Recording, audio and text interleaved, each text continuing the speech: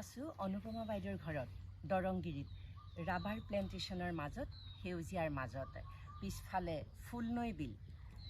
বাইদেউক লৈ আহিছোঁ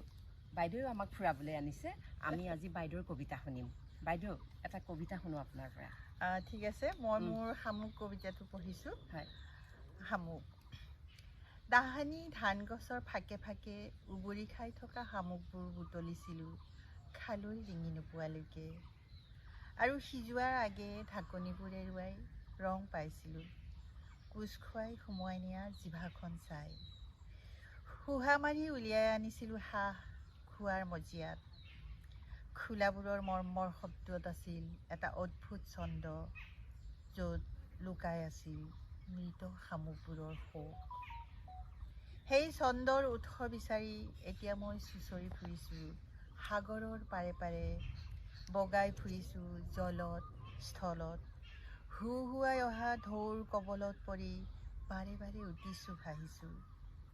আশ্চৰ্যজনকভাৱে মোৰ শৰীৰটো বুটলি লৈছে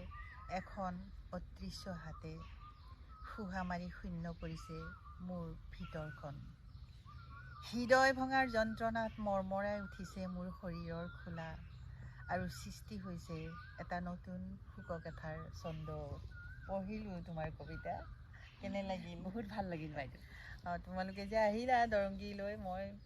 অত্যন্ত সুখী বৰ ভাল পালোঁ আৰু আহি আমি ভাল পাইছোঁ ইমান সেউজীয়াৰ মাজত ইমান এখন ধুনীয়া ঠাইত আমি আহিছোঁ আমি আচলতে বহুত ঠাইত ফুৰিবলৈ যাওঁ কিন্তু আমাৰ নিজৰ দেশৰ কিছুমান ঠাই আমি নেদেখোঁ আজি বহুত ভাল লাগিলে সৰু সৰু ঠাইবোৰ আমাৰ নিজৰ গাঁওবোৰো চাব লাগে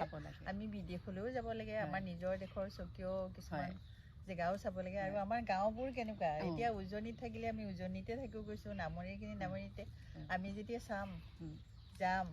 তেতিয়া কি হ'ব মইতো উজনিত থাকি তোমালোকৰ একেবাৰে পিতাই আপুনি আমি সিমান ঠাই চোৱা নাই যিমান ঠাই আপুনি চালে ঠিক আছে দৰংগিৰিলৈ আহিলা ভাল লাগিলে